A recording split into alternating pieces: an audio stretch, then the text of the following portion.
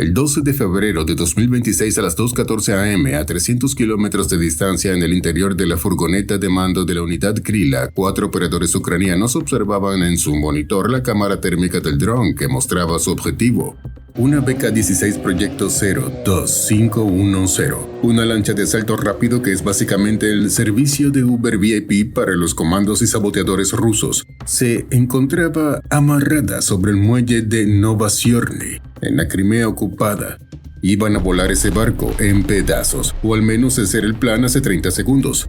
De repente la pantalla del operador tembló. Las líneas de telemetría que mostraban una altitud perfecta de 5 metros comenzaron a parpadear y a mostrar números sin sentido. 40 metros, menos 2 metros, 10 metros. El operador empujó el joystick hacia arriba para ganar altitud, pero el motor del dron no respondió. Estaba ocurriendo el terror de todo piloto de drones, el temido lag en la vida real. Y cuando vuelas a ras de agua, un segundo de lag equivale a 27 metros de vuelo incontrolado directo hacia tu propia tumba.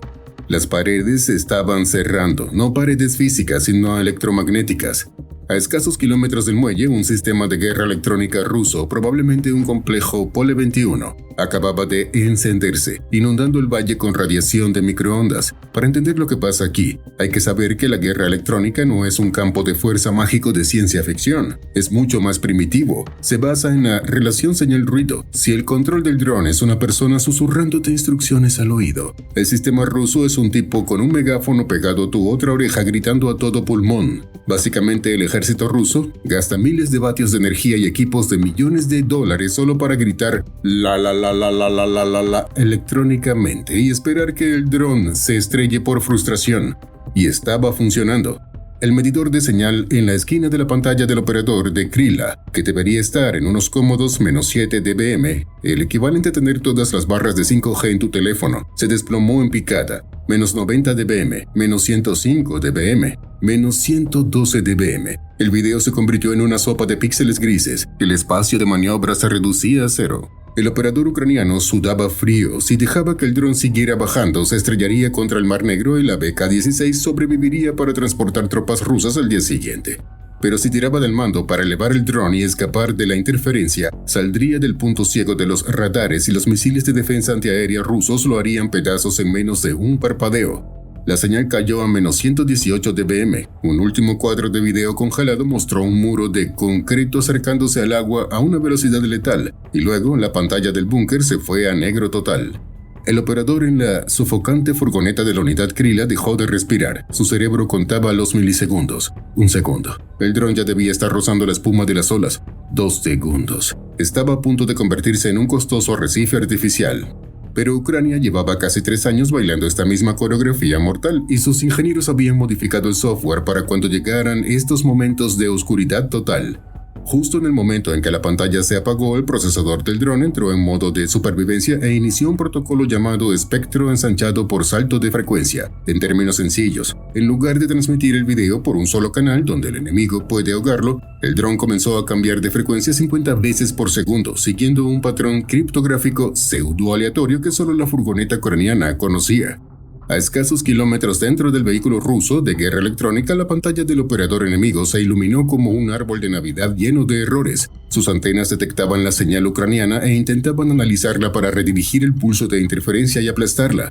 Aquí está la trampa matemática. El hardware ruso tardaba 50 milisegundos en detectar, procesar y atacar una frecuencia, pero el dron ucraniano saltaba a una frecuencia nueva cada 20 milisegundos. El ruso estaba atrapado jugando a golpe al topo, contra un topo que se teletransporta, usando un sistema de millones de dólares que probablemente corría sobre una versión pirata de Windows XP. Siempre estaba atacando el lugar donde el dron había estado hace 2 saltos. Aún así, el ruido residual en el ambiente era demasiado denso. El operador ucraniano necesitaba ver ya o la inercia estrellaría el dron. El operador dio un tirón violento al joystick. Los motores aullaron, rozando la superficie del agua y levantando una estela de rocío que manchó la lente, pero el dron logró elevarse a 15 metros, salvándose del choque por milímetros. Habían sobrevivido al ataúd electromagnético.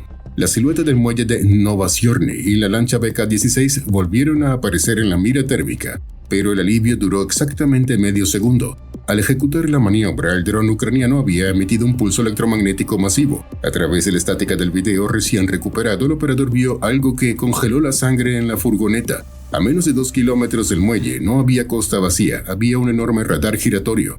Un sistema de defensa antiaérea Pantsir S-1 acababa de despertar. Su radar de adquisición había captado el grito del dron, y en ese preciso instante, la computadora rusa fijó su objetivo. Un haz de radiación de rastreo golpeó los sensores del dron, activando una alarma estridente dentro de la furgoneta ucraniana.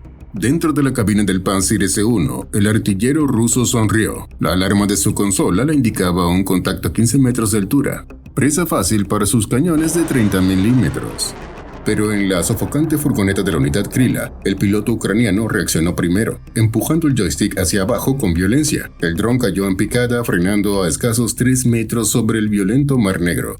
Habían entrado al sótano del radar, el punto exacto donde la física electromagnética colapsa. A esa altitud, cada pulso de radar del Pantsir golpeaba el oleaje y rebotaba de regreso con tanta fuerza que saturaba por completo los receptores rusos. Es lo que los ingenieros llaman cloror marino. Intentar distinguir un dron de fibra de carbono entre esas olas es como intentar ver una sola luciérnaga volando frente a los faros altos de un camión. El contacto desapareció de la pantalla rusa. Frustrado, el artillero enemigo tecleó un comando y activó el filtro de indicador de objetivo móvil. Básicamente le dio una orden directa a la inteligencia de su radar. Ignora cualquier cosa que vuele a menos de 40 kilómetros, seguramente solo el oleaje. Al ver el barrido del radar cambiar de patrón, el piloto ucraniano cortó gases de inmediato. El dron desaceleró bruscamente a 38 kilómetros por hora. A los ojos del sistema antiaéreo ruso de 15 billones de dólares, el letal dron suicida ucraniano acababa de clasificarse oficialmente como un pelícano deprimido. Volvían a ser fantasmas. Pero burlar la física tiene un precio asfixiante. A 38 kilómetros por hora y a 3 metros del agua, el dron perdió toda su sustentación aerodinámica. Se volvió pesado, torpe y los motores gemían luchando contra las ráfagas de viento costero. La claustrofobia era absoluta. 1 metro más abajo y el mar se los tragaría, 1 metro más arriba y el radar los despedazaría.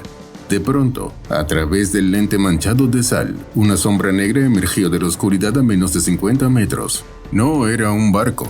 Eran los enormes pilares de concreto del rompeolas exterior del puerto. A esa velocidad tan baja, el dron no tenía el impulso necesario para maniobrar y esquivarlos por los lados. Iban a estrellarse. El operador de Kryla apretó los dientes. Solo había una salida física: tirar del mando hacia arriba, saltar el muro de concreto de 20 metros de altura y entrar de lleno, a cámara lenta, en la zona de aniquilación perfecta del Pantsir. El dron superó el rompeolas, exponiendo su panza al cielo. El radar del Pantsir disparó al instante y sus cañones escupieron una ráfaga de 30 milímetros, pero el piloto ucraniano no se quedó a mirar la lluvia de acero. En cuanto libró el muro, cortó la potencia y dejó caer el dron hacia el otro lado. Los proyectiles rusos llegaron una fracción de segundo tarde y se estrellaron contra el concreto masivo del rompeolas. Sin embargo, la onda expansiva de la explosión alcanzó a golpear la cola del dron, friendo su giroscopio principal. En la furgoneta, el piloto estrangulaba el joystick solo para evitar que el dron volcara. La bahía de Novosiorny se estrechaba como un embudo y la realidad los arrinconó. Una inmensa red de acero antidesembarco bloqueaba la entrada al muelle. Pasar por debajo era imposible. El piloto tiró del mando a duras penas. El dron cogió hacia arriba, exponiéndose sobre la red. En el muelle, un infante de marina ruso con un misil Ligla al hombro agradeció el regalo. El buscador térmico chilló al fijar el objetivo y el proyectil salió del tubo a Mach 2. Pero aquí la balística humilló al instinto. Todo misil tiene una distancia mínima de armado, unos 400 metros de vuelo, un seguro innegociable para evitar que la ojiva evapore al propio tirador. Disparar un cohete supersónico a quemarropa es básicamente la forma más cara que tiene el ejército ruso de depilarse las cejas. En lugar de evadir, el piloto ucraniano aceleró hacia el tirador, zambulléndose en esa zona muerta. El proyectil supersónico pasó a centímetros de la cámara, convirtiéndose en un arriete inerte de 10 kilos que se hundió en el mar sin detonar. Habían hackeado la balística. ¿El problema? El calor de la estela del misil derritió el alerón izquierdo de fibra de carbono. El dron, ya agónico, cayó a 1 metro del agua, tambaleándose sin control, justo cuando las 3 ametralladoras pesadas de 12.7 milímetros de la lancha BK-16 abrieron fuego al unísono, levantando un muro de plomo sólido que era físicamente imposible de esquivar. Balas trazadoras del tamaño de salchichas incandescentes llenaron la pantalla, creando una pared sólida de acero superpuesto. Pero el operador ucraniano conocía un defecto letal del diseño naval: la convergencia balística. Los afustes en la cubierta están calibrados para que el fuego cruzado se concentre a 300 metros. A esa distancia, te trituran, pero si logras acercarte a menos de 40 metros entras en un cono ciego. Los artilleros físicamente no pueden girar más sus armas hacia el centro sin acribillar su propia cabina de mando. Básicamente, la doctrina naval rusa dicta que si el enemigo se acerca demasiado, tu mejor defensa es masacrar a tu propio capitán. Con el ala izquierda derretida y el dron cojeando, el piloto ucraniano solo podía hacer una cosa: volar en una línea recta suicida, justo por el microscópico centro de ese embudo. El ruido en los micrófonos era ensordecedor. Las ráfagas pasaban a milímetros, creando vórtices de aire que sacudían el chasis de fibra de carbono. El dron vibraba como si fuera a desintegrarse. Pasaron el punto ciego. El casco gris de la lancha llenó toda la pantalla térmica. Impacto inminente. Un último proyectil ruso atravesó limpiamente la panza del dron. No tocó el motor, ni las baterías, pero un piloto ucraniano en la furgoneta palideció al ver la telemetría. La bala acababa de cortar el circuito primario de la espoleta. El dron iba a estrellarse contra la lancha en menos de un segundo, pero ahora, la carga explosiva estaba electrónicamente muerta. 0,3 segundos para el impacto. En la furgoneta Kryla, la pantalla táctica parpadeaba en rojo. Fallo de circuito primario. La bala de 12.7 milímetros rusa había cortado los cables de la espoleta. Iban a chocar contra el blindaje de la BK-16 a 100 km por hora como un simple ladrillo volador. Pero los ingenieros ucranianos, previendo que la electrónica moderna siempre te traiciona en el peor momento, instalaron un seguro de la vieja escuela en la nariz del dron, un percutor piezoeléctrico. Es física de secundaria pura y dura. Dentro de la nariz hay un cristal de cuarzo. Si lo aplastas con suficiente fuerza cinética, el cristal libera un pico de alto voltaje inmediato que ignora cualquier cable cortado. Básicamente, la joya de operaciones especiales de la flota del Mar Negro estaba a punto de ser aniquilada por la misma tecnología que usas para encender la estufa de tu cocina. El dron se estrelló contra el casco de estribor de la BK-16 a 100 km por hora. El tiempo pareció detenerse en la furgoneta. La fibra de carbono se hizo añicos, la nariz colapsó aplastando el cristal con fuerza letal y el chispazo de voltaje saltó al detonador. Lo que siguió no fue una simple detonación, fue la ira de la física desatada. La carga direccional explotó, colapsando su cono interno de cobre hasta convertirlo en un chorro de metal superplástico a 8000 metros por segundo. El chorro de cobre fundido atravesó el blindaje naval de la BK-16 a Mach 25 como si fuera papel mojado. Cruzó el compartimiento de tropas y encontró exactamente lo que buscaba: el depósito principal de municiones. Una erupción volcánica de fuego naranja, humo y acero retorcido levantó la lancha de 20 toneladas fuera del agua, partiéndole el espinazo con un crujido sordo que hizo eco en toda la costa de Crimea. En la sofocante furgoneta Kryla, la pantalla táctica se inundó de una estática gloriosa. El zumbido de los servidores fue reemplazado por el sonido de 4 operadores exhalando el aire que llevaban conteniendo. Habían cazado al monstruo. Objetivo destruido. Sin embargo, a 2 kilómetros de distancia, un segundo dron de la unidad Kryla, que volaba como fuego de cobertura, quedó instantáneamente ciego. La gigantesca explosión saturó por completo sus sensores infrarrojos. Es un fenómeno conocido como ceguera térmica. La pantalla en la furgoneta ucraniana se volvió un bloque blanco absoluto. El operador del segundo dron perdió toda referencia espacial en la oscuridad. Y peor aún, habían iluminado el cielo para el enemigo.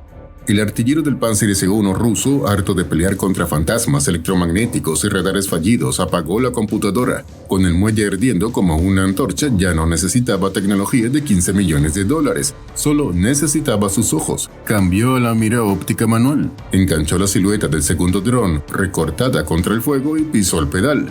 2 misiles 57-6E salieron disparados de los tubos. Esta vez no hubo alertas de radar ni advertencias tempranas en la furgoneta. El segundo dron ucraniano, aún cegado por el resplandor de su propia victoria, fue impactado de lleno. La pantalla táctica se llenó de estática. El dron se destruyó al instante, pero habían logrado el objetivo. No hubo abrazos ni gritos de celebración. El operador simplemente soltó el joystick y se frotó los ojos cansados.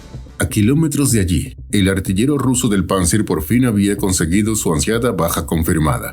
Acababa de gastar $100,000 en misiles de alta tecnología para destruir un trozo ciego de fibra de carbono de $500, usando como iluminación el cadáver ardiente de su propia lancha de asalto. En esta guerra, la victoria táctica no sabe a triunfo, sabe a fibra de carbono quemada y suena igual que una señal perdida. Cambio y fuera.